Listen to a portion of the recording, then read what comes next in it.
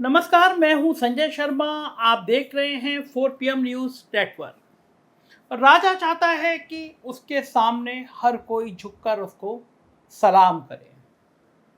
राजा चाहता है कि चाहे संवैधानिक संस्थाएं हों, चाहे मैं और आप हो, हर जना उसको झुककर सलाम करे। देश की संवैधानिक संस्थाओं ने राजा के सामने घुटने टेक दिए हैं। जो तुमको हो पसंद वही बात करेंगे, तुम दिन को अगर रात कहो तो रात कहेंगे। लेकिन इस बीच में एक शख्स आता है और हमेशा इतिहास में कोई एक शख्स आता है और पूरी तस्वीर बदल देता है, देश का भरोसा जीत लेता है। जब एक दौर में सुप्रीम कोर्ट के जज के ऊपर एक महिला आरोप लगाती है और उसके बाद जज साहब कई विवादास्पद फैसले सरकार के पक्ष में देते हैं और साहब को राज्यसभा भेज दिया जाता है, तो सवाल उठता है कि देश के सबसे बड़े लोकतंत्र के मंदिर में भी क्या कुछ गड़बड़ चल रहा है। लेकिन एक शख्स आता है जो इतिहास बदल देता है, फिर लोगों को भरोसा जीतता है। नाम है चंद्रचूड़। और आज, कल से अब तक, आज और खास तौर से चंद्रचूड़ पर सोशल मीडिया के जरिए हमला बोला जा रहा है। हमला इसलिए बोला जा रहा है कि आने वाले कुछ दिनों में, अगस्त में, कुछ ऐसे बड़े फैसले होने वाले हैं जो साहब की सत्ता की तस्वीर और तकदीर दोनों बदल देंगे। आज मैं चंद्रचूड़ की इस कहानी पर आपको कुछ बातें बताऊंगा। दरअसल साहब ने गोदी मीडिया को साथ लेकर यह माहौल बना दिया कि देश में सब कुछ बहुत अच्छा चल रहा है। गोदी मीडिया के एंकर और एंकरनियां नोएडा चैनल में बैठ बैठकर डांस कर कर आपको समझाने में लगे हैं कि देश में इतना बढ़िया अमृतकाल तो कभी नहीं चला। गांव गांव में खुशहाली छा गई है, ये गोदी मीडिया आपको बता रहा है। मुझे अदम गोंडवी की कुछ लाइनें याद आ रही हैं। इस वीडियो की शुरुआत में उसी लाइनों से करूंगा, उसी कविता से करूंगा। तुम्हारी फाइलों में गांव का मौसम गुलाबी है, तुम्हारी फाइलों में गांव का मौसम गुलाबी है, मगर ये आंकड़े झूठे हैं, ये दावा किताबी है। उधर जमहूरियत का ढोल पीटे जा रहे हैं वो, उधर जमहूरियत का ढोल पीटे जा रहे हैं वो, इधर पर्दे के पीछे बर्बरियत है, नवाबी है। लगी है होड़ सी देखो अमीरी और गरीबी में, लगी है होड़ सी देखो अमीर और गरीबी में, ये गांधीवाद के ढांचे की बुनियादी खराबी है। तुम्हारी मेज चांदी की, तुम्हारी मेज चांदी की, तुम्हारे जाम सोने के, यहां जुम्मन के घर में आज भी फटी रकाबी है। पिछले नवंबर में जब से न्यायमूर्ति धनंजय यशवंत चंद्रचूड़ ने सुप्रीम कोर्ट के चीफ जस्टिस का काम संभाला है, तब से वो सत्ताधारी जमात के लोगों की आंखों की किरकिरी बन गए हैं। न्यायिक स्वतंत्रता के प्रति उनकी प्रतिबद्धता, नागरिक स्वतंत्रता और मूल अधिकारों के लिए उनका कमिटमेंट, संविधान के बेसिक स्ट्रक्चर की रक्षा के लिए उनका जुनून, ये सब कुछ लोगों से बर्दाश्त नहीं हो रहा। इसलिए बर्दाश्त नहीं हो रहा क्योंकि उन्हें तो न्यायपालिका में ऐसे लोग चाहिए जो महाराष्ट्र में गुवाहाटी मॉडल के तहत हो रहे सत्ता के चीरहरण पर खामोश रहें, कुछ ना देखें, कुछ ना बोलें। मणिपुर की बीभत्स घटनाओं से मुंह मोड़ लें, सीबीआई और ईडी को विपक्ष के टॉर्चर अभियान चलाने की खुली छूट दे दें। लेकिन जब चंद्रचूड़ के दौर में ये सब करने में काफी दिक्कतें आ रही हैं, वो मणिपुर पर यहां तक कह रहे हैं कि सरकार एक्शन नहीं लेगी तो हम एक्शन लेंगे। अब आप खुद ही सोचिए, साहब के दौर में साहब का कैमरामैन भी बिना साहब की इजाजत के एक्शन ना ले पाता हो, मंत्री सिर्फ कागजों पर मंत्री हों। रेल मंत्री कौन है ये देश को तब पता चलता है जब एक दुर्घटना के बाद रेल के पहिए के नीचे से रेल मंत्री निकलकर फोटो खिंचवाते हो। यानी एक ऐसे दौर में जहां सारे एक्शन साहेब ही लेते हों, ट्रेन की हरी झंडी दिखाने तक का एक्शन भी साहब लेते हों, उस दौर में यदि कोई सीधे सरकार को फटकार लगाते हुए ये बोल दे कि यदि आप एक्शन नहीं लोगे तो हम एक्शन लेंगे, ये बात भला साहेब की ट्रोल आर्मी कैसे बर्दाश्त कर लेगी? वो ये कैसे बर्दाश्त कर लेगी कि जस्टिस चंद्रचूड़ साहब की पार्टी के महाराष्ट्र के स्पीकर को ये कह दें कि 14 दिनों में शिंदे और उनके 15 विधायकों पर फैसला लो और हमें बताओ। ये सब साहेब के दौर में अटपटा सा है कि आखिर कोई कैसे संविधान सम्मत बातें कर रहा है। साहेब की ट्रोल आर्मी को तो लगता है कि साहेबी संसद, साहेबी स्पीकर, साहेबी संविधान, साहेबी सिविल सोसाइटी, और कभी कभी तो ट्रोल आर्मी को यह भ्रम भी हो जाता है कि साहेब ही सुप्रीम कोर्ट भी हैं। और इसी मानसिकता को न्यायमूर्ति चंद्रचूड़ की संविधान सम्मत कार्यप्रणाली से गहरा धक्का पहुंच रहा है।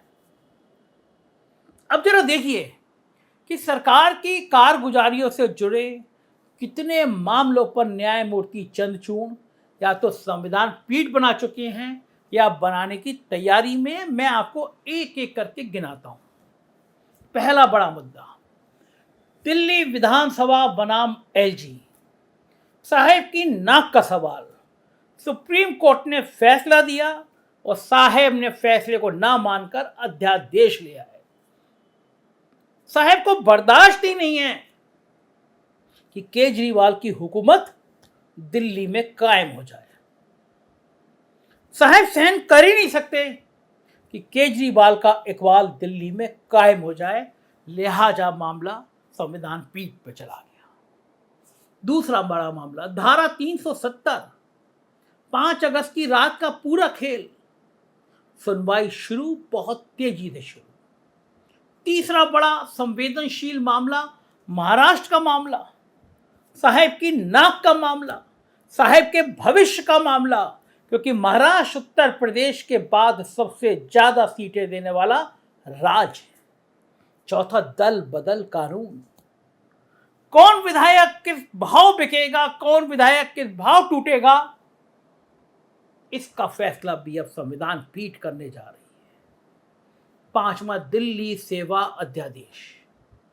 इसके अलावा सबसे महत्वपूर्ण, हजारों करोड़ रुपए की दौलत कमाने वाला इलेक्टोरल बॉन्ड के मुद्दे पर भी संविधान पीठ गठित करने पर सुप्रीम कोर्ट गंभीरता से विचार कर रहा है। और अगर ये विचार हो गया, संविधान पीठ बन गई, फैसला दे दिया, तो साहेब और पूरी पार्टी को पसीना आ जाएगा, क्योंकि बेशुमार दौलत इसी बॉन्ड के जरिए इकट्ठा की जाती है। और ध्यान रखिए, ये सारे मामले कोई केशवानंद भारती या शाहबानों की तरह किसी धार्मिक कानून या मठ के विवाद की वजह से पैदा हुए विवाद से नहीं आए हैं, बल्कि ये सारे मामले साहेब की संपूर्ण नियंत्रण की जिद कि मैं ही केंद्र सरकार, मैं ही राज्य सरकार, मैं ही चुनाव आयोग, मैं ही सीएजी, मैं ही रिजर्व बैंक, इस मानसिकता से किए जा रहे और संविधान की भावना से छेड़छाड़ कर बनाए जा रहे कानून की वजह से बने हैं।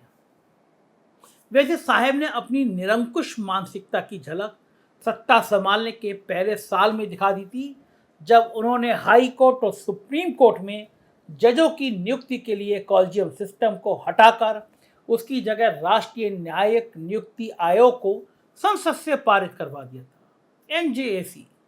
मतलब इसके बाद जजों की नियुक्ति कॉलेजियम नहीं बल्कि सरकार द्वारा नियुक्त एक पैनल करता, संविधान संशोधन तक करवा दिया था। लेकिन उस वक्त उनका पाला सुप्रीम कोर्ट के चीफ जस्टिस जेएस खेहर से पड़ गया और फिर हुआ जिसकी किसी ने कल्पना तक नहीं की। आजाद भारत के इतिहास में पहली बार कोई संविधान संशोधन विधेयक को पूरी तरह से सुप्रीम कोर्ट की संविधान पीठ ने निरस्त कर दिया। कोई ऑर्डिनरी बिल सुप्रीम कोर्ट ने निरस्त किया होता तो चलिए मान लिया कि सरकार से चूक हो गई, लेकिन आप सोच सकते हैं कि कोई संविधान संशोधन विधेयक सुप्रीम कोर्ट सिरे से खारिज कर दे। पहले 2-3 बार ऐसा हुआ था कि किसी संविधान संशोधन विधेयक के किसी एक क्लॉज या सब क्लॉज पर सुप्रीम कोर्ट को आपत्ति हुई और हटा दिया, लेकिन यहां तो पूरे का पूरा बिल ही निरस्त कर दिया। बताइए, इतना बड़ा तमाचा पड़ने के बाद कोई दूसरी सरकार होती तो सचेत हो जाती और कोई भी संविधान विरोधी काम करने के पहले समझ जाती, लेकिन यहां तो ये सिलसिला अनवरत रूप से चलता रहा। एक बार तो सुप्रीम कोर्ट के 4 जजों को प्रेस कॉन्फ्रेंस तक करनी पड़ गई। हालात यहां तक खराब हो गई कि लोग जुडिशरी से भी निराश होने लगे, लेकिन इसी निराशा के दौर में सुप्रीम कोर्ट की कमान संभाली जस्टिस डी.वाई. चंद्रचूड़ ने। उसके बाद तो कानून मंत्री किरण रिजिजू तक बेलगाम बोलने लग गए, जिसकी कीमत उन्हें अपना मंत्रालय गंवाकर चुकानी पड़ी। लेकिन अब ये जिम्मा ट्रोल आर्मी ने संभाल लिया है, पूरी तरह संभाल लिया है। मगर मूल सवाल ये है कि आखिर साहेब एंड कंपनी को जस्टिस चंद्रचूड़ से दिक्कत क्या है। तो आइए मैं आपको बताता हूं कि दिक्कत समस्या है क्या। जरा अयोध्या जजमेंट को याद कीजिए। हालांकि उस जजमेंट को सुनाने वाले चीफ जस्टिस तो रिटायर होती राज्यसभा भेज दिए गए। मैंने बताया वो महिला कहाँ चली गई, वो शिकायत कहाँ चली गई, कुछ नहीं पता। कहा जा गया कि अयोध्या जजमेंट में क्या क्या कहा गया, क्या क्या सुना गया, ये कि बाबरी मस्जिद का विध्वंस आपराधिक कृत्य था, ये कि वहाँ राम जन्मभूमि होने का कोई साक्ष्य नहीं मिला, लेकिन पुरातत्व विभाग की खुदाई में प्राचीन स्ट्रक्चर के संकेत मिले, इसलिए उसे मंदिर बनाने के लिए दिया जाता है। अब स्वाभाविक तौर पर इस तरह से कोई फैसला जस्टिस चंद्रचूड़ तो देने से रहे कि धारा 370 पर रामनाथ कोविंद और सतपाल मलिक यानी सिर्फ 2 लोगों ने जो फैसला लिया वो सही था। जस्टिस चंद्रचूड़ ये तो कतई नहीं कह सकते कि दिल्ली विधानसभा में जनता के निर्वाचित प्रतिनिधि माटी के मूर्त बन जाएं और सारे फैसले एलजी को करना चाहिए, बल्कि वो तो संविधान की बात कर रहे हैं, कानून की बात कर रहे हैं, मौलिक अधिकार की बात कर रहे हैं। लेकिन सत्ता में बैठे लोगों ने संभवतः संविधान की इतनी गलत व्याख्या पढ़ ली है कि अब उनको कौन समझाए। उनको लगता है कि प्रधानमंत्री देश का मालिक होता है। अरे मेरे ट्रोल आर्मी के मित्रों, अब तो ठीक से पढ़ लो कि देश का प्रमुख प्रधानमंत्री नहीं बल्कि राष्ट्रपति होता है, और राष्ट्रपति के अधीन केंद्र सरकार जो केंद्र सूची और समवर्ती सूची के विषयों पर काम करती है उसका प्रमुख प्रधानमंत्री, जबकि राज्य सरकार जो राज्य सूची और समवर्ती सूची के कुछ विषयों पर काम करती है उसका प्रमुख मुख्यमंत्री होता है। दरअसल ट्रोल आर्मी को यह समझना होगा कि प्रधानमंत्री देश का प्रमुख नहीं बल्कि सिर्फ केंद्र सरकार का प्रमुख होता है, और संभवतः यही एहसास कराने की कोशिश संविधान में आस्था रखने वाले जस्टिस चंद्रचूड़ कराने की कोशिश कर रहे हैं, तो वो ट्रोल आर्मी के निशाने पर है। सुबह से उनके पारिवारिक फोटो वायरल किए जा रहे हैं। 2 बेटियां उन्होंने गोद ली हैं जो विकलांग हैं, उनके संग फोटो ट्रोल कर रहे हैं। कुछ मूर्ख, कुछ मानसिक बीमार उनको अभद्र भाषा लिख रहे हैं कि आपकी तो ऐसी बेटी होनी चाहिए थी। उन मूर्खों को पता नहीं कि चंद्रचूड़ जैसा विशाल हृदय होना चाहिए कि उन्होंने इन विकलांग बेटियों को गोद लिया। चंद्रचूड़ के ऊपर उंगली रखने का मौका नहीं मिल रहा तो चंद्रचूड़ को बदनाम करने की कोशिश कर रहे हैं ये ट्रोल आर्मी के लोग, क्योंकि जानते हैं कि चंद्रचूड़ रह गए और उनको रहना है, अगली लोकसभा के चयन तक रहना है, अगले प्रधानमंत्री के चयन तक रहना है। लिहाजा साहब को कोई तरकीब नहीं सूझ रही कि चंद्रचूड़ से निपटे तो निपटे कैसे। राजनीति की ऐसी खबरों पर हमारी निगाह बनी रहेगी। देखते रहिए 4PM न्यूज़ नेटवर्क। शुक्रिया, थैंक यू।